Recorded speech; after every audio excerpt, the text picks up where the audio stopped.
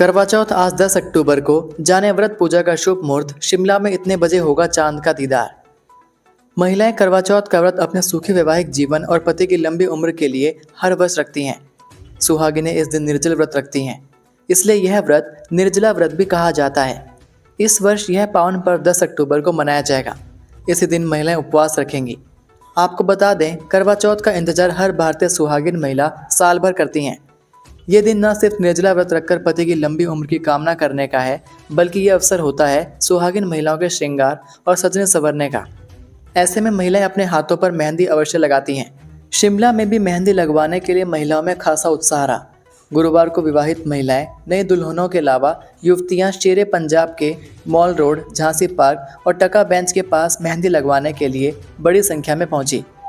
करवा चौथ को लेकर शहर के रिज मैदान, माल रोड और अन्य बाजारों में काफ़ी चहल पहल रही। ज्योतिषाचार्यों के अनुसार इस वर्ष करवा चौथ व्रत की चतुर्थी तिथि 9 अक्टूबर को रात 10:54 से शुरू होगी और 10 अक्टूबर को शाम 7:38 तक रहेगी। शिमला में चांद शाम 8:07 पर निकलेगा। इसके बाद चंद्रमा को अर्घ्य देकर सुहागिनें व्रत का पारण कर सकती हैं। इस दौरान करवा चौथ पूजा का शुभ मुहूर्त शाम 5:57 से रात 7:11 तक रहेगा, जो कि लगभग 1 घंटा 14 मिनट तक रहेगा।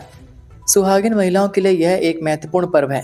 सुहागिनें कई दिनों पहले ही श्रृंगार का सामान और पूजा सामग्री खरीदारी शुरू कर देती हैं। जिस गलती वाले चेक को लेकर सस्पेंड हुआ शिक्षक, अब उसके निलंबन आदेश में ही स्पेलिंग मिस्टेक। हाल ही में राजकीय वरिष्ठ माध्यमिक स्कूल रोनहाट प्रबंधन की तरफ से गलतियों से भरे वायरल चेक के मामले में शिक्षा विभाग द्वारा मिड डे मील इंचार्ज एवं ड्राइंग मास्टर के सस्पेंशन के ऑर्डर की कॉपी भी अब सोशल मीडिया पर खूब वायरल हो रही है। क्योंकि डीएम के सस्पेंशन ऑर्डर में भी कई त्रुटियां हैं, लिहाजा सोशल मीडिया पर ऑर्डर की यह प्रति चर्चा का विषय बनी हुई है। आपको बता दें कि 25 सितंबर को रोनहाट स्कूल की तरफ से एक चेक जारी किया गया, जिसमें कई जगह स्पेलिंग मिस्टेक थी। चेक में 1000, 100 व 7 आदि की स्पेलिंग गलत थी। इसी बीच यह चेक सोशल मीडिया पर वायरल हो गया। मामले ने तूल पकड़ा और विभाग की किरकिरी शुरू हुई तो आनन फानन में डीएम के सस्पेंशन ऑर्डर निकाल दिए गए। जिला सिरमौर के डिप्टी डायरेक्टर स्कूल एजुकेशन की तरफ से डीएम के निलंबन का आदेश जारी किया गया और इस लिखित आदेश में भी कई त्रुटियां पाई गई। सस्पेंशन ऑर्डर में कुछ शब्द गलत लिखे गए थे। जहां हेडक्वार्टर लिखना था वहां हेडक्वार्टर्स कर दिया गया। एक जगह सीनियर सेकेंडरी स्कूल लिखने के बजाय गवर्नमेंट सेकेंडरी स्कूल ही लिखा गया। सीनियर शब्द गायब कर दिया गया। एजुकेशन में एक आई अतिरिक्त लगाया गया। बस इन्हीं त्रुटियों के कारण निलंबन के आदेश वाली कॉपी अब सोशल मीडिया पर वायरल हो रहे हैं, जिसको लेकर यूजर्स तरह तरह के कमेंट्स कर शिक्षा विभाग पर सवाल उठा रहे हैं। उधर जिला के deputy director school education Rajiv Thakur ने कहा कि प्रारंभिक जांच में सामने आया है कि कीबोर्ड में खराबी के कारण टाइपिंग की गलती हो रही है, जो क्लेरिकल मिस्टेक में आता है। उन्होंने माना कि टाइपिंग के बाद दस्तावेज को दूसरी बार जरूर पढ़ना चाहिए, लेकिन इसमें गलती तो हुई है, इससे इनकार नहीं किया जा सकता। इसमें जवाबदेही सुनिश्चित की जाएगी। हिमाचल में टाल दिए गए पंचायत चुनाव, जयराम ने कहा, हार देखकर भाग रही सरकार। हिमाचल प्रदेश में दिसंबर में प्रस्तावित पंचायत और नगर निकाय चुनाव अब टल गए हैं। राज्य सरकार ने आपदा से बिगड़े हालात को देखते हुए यह फैसला लिया। हालांकि इस निर्णय के सामने आते ही भाजपा ने कांग्रेस सरकार पर करारा हमला बोला है और इसे हार के डर से लिया गया कदम बताया है। नेता प्रतिपक्ष जयराम ठाकुर ने सोशल मीडिया पर लिखा कि करारी हार देखकर अब पंचायत चुनावों से भी भाग रही है सुखो सरकार। उन्होंने कहा कि सरकार प्रशासनिक ढाल के पीछे छिपकर लोकतांत्रिक प्रक्रिया से भाग रही है। वहीं धर्मशाला से भाजपा विधायक सुधीर शर्मा ने भी सरकार पर गंभीर आरोप लगाए हैं। उन्होंने कहा कि जिलाधीशों से पंचायती राज और शहरी विकास विभाग के सचिवों को पत्र लिखवाए जा रहे हैं कि डिजास्टर एक्ट लागू है, आधारभूत ढांचा ठीक नहीं है, इसलिए पंचायत और निकाय चुनाव स्थगित किए जाएं। सुधीर शर्मा ने तंज कसते हुए कहा, अगर इन चुनावों का इतना डर है तो अपने चुनावों का खौफ कैसा होगा मिस्टर हिमाचल को। मंत्री पद छोड़ने के लिए तैयार हुए रोहित ठाकुर, बयान से हलचल तेज, बनेंगे अध्यक्ष। हिमाचल प्रदेश का कांग्रेस संगठन जहां अपने अध्यक्ष का फैसला नहीं ले पा रहा, वहीं आए दिन इसे लेकर नई नई तरह की अटकलें लगती रहती हैं, जिससे ये मुद्दा चर्चा का विषय बना रहता है। हाल ही में शिक्षा मंत्री रोहित ठाकुर के एक बयान ने भी प्रदेश की राजनीति में हलचल तेज कर दी है। प्रदेश अध्यक्ष को लेकर चल रहे खींचतान के बीच शिक्षा मंत्री रोहित ठाकुर ने एक बड़ा बयान दिया है। ठाकुर ने कहा कि यदि पार्टी की ओर से उन्हें अध्यक्ष की जिम्मेदारी मिलती है तो वे मंत्री पद छोड़ने को तैयार हैं। ठाकुर ने यह भी साफ कर दिया कि वो मंत्री पद से संतुष्ट हैं, लेकिन अगर संगठन विश्वास जताता है तो बिना किसी हिचकिचाहट के वो पद छोड़ देंगे। ठाकुर के इस बयान ने प्रदेश की राजनीति में हलचल तेज कर दी है।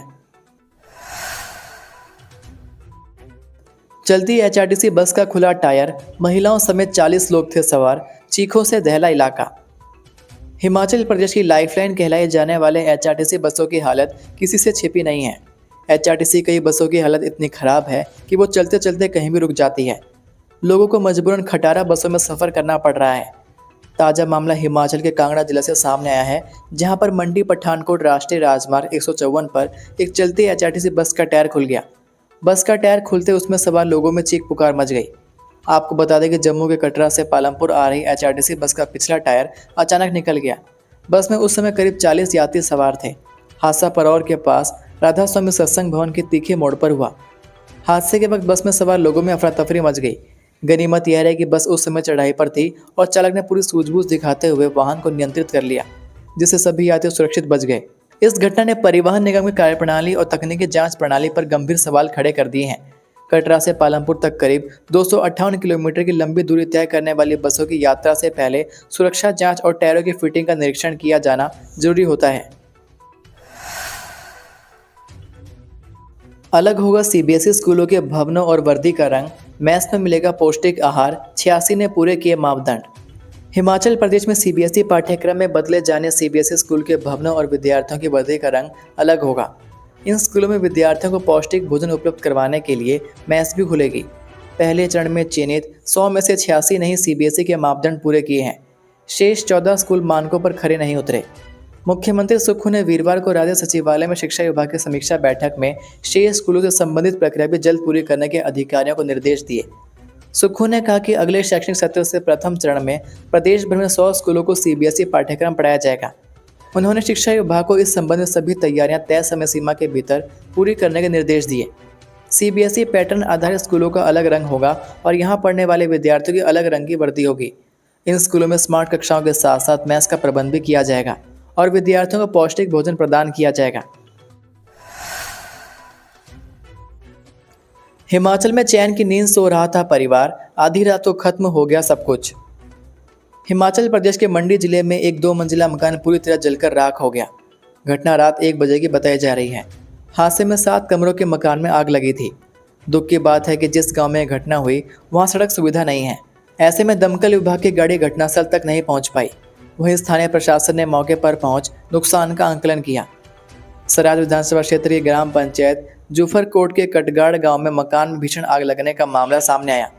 तुलसीराम के 7 कमरे वाले मकान ने आग पकड़ ली और आग इतनी फैल गई कि पूरा घर जलकर राख हो गया। जब आग लगी तो परिवार के सदस्य निचली मंजिल में सो रहे थे, जबकि आग ऊपरी मंजिल में भड़की थी। जब परिवार को व ग्रामीणों को आग का पता चला तो सबसे पहले सभी को सुरक्षित बाहर निकाला गया। ऐसे में कोई जानी नुकसान नहीं हुआ। वहीं आग की वजह से घर के अंदर रखा सारा सामान जल गया। इसमें फर्नीचर, कपड़े, अनाज, दस्तावेज और नकदी शामिल थी। मकान तो रात में जलकर राख हो गया था, मगर लकड़ी के मकान की वजह से इसमें सुबह भी आग की लपटें उठती रहीं। ग्रामीणों ने प्रशासन से पीड़ित परिवार तुलसीराम को तत्काल आर्थिक सहायता प्रदान करने की मांग की, ताकि ठंड के मौसम में उन्हें राहत मिल सके। फिलहाल आग लगने के कारणों का अभी तक पता नहीं चल पाया। किन्नौर और लाहौल स्पीति की चोटियों पर हिमपात, शिमला में बारिश। राज्य के जनजातीय इलाकों की चोटियों पर वीरवार को भी हल्का हिमपात हुआ, जबकि कुछ स्थानों पर ओलावृष्टि भी दर्ज की गई। शिमला में सुबह धूप खिली, लेकिन दोपहर बाद बारिश हुई। यहाँ 3 मिलीमीटर वर्षा रिकॉर्ड की गई, जबकि धौलाकुआं में 0.5 व जुब्बड़हट्टी में हल्की बूंदाबांदी हुई। हालांकि प्रदेश के अन्य स्थानों में मौसम साफ रहा, जिससे लोगों ने राहत की सांस ली। लेकिन वीरवार को किन्नौर और लाहौल स्पीति जिलों की ऊंची चोटियों में फिर से बर्फबारी हुई। किन्नौर के ऊपरी क्षेत्रों में बुधवार रात को भी बर्फबारी और मध्यम ऊंचाई वाले इलाकों में भारी बारिश के कारण जनजीवन प्रभावित हुआ। जिला के सीमावर्ती गांव छेतकुल में वीरवार सुबह लगभग 2 इंच ताज़ा हिमपात हुआ। ये थे आज के मुख्य समाचार। हिमाचल प्रदेश की बड़ी खबरें रोजाना जानने के लिए सब्सक्राइब कीजिए DHP न्यूज़ चैनल को और बेल आइकन पर क्लिक करें, जिससे आपको प्रदेश की बड़ी खबरें हमारे द्वारा मिलती रहें। वीडियो को लाइक और शेयर ज़रूर कीजिए और आप हमारी वीडियो कौन से शहर से देख रहे हैं नीचे कमेंट करके ज़रूर बताइए। वीडियो में अंत तक बने रहने के लिए आपका बहुत बहुत धन्यवाद। जय हिंद, जय भारत, जय हिमाचल।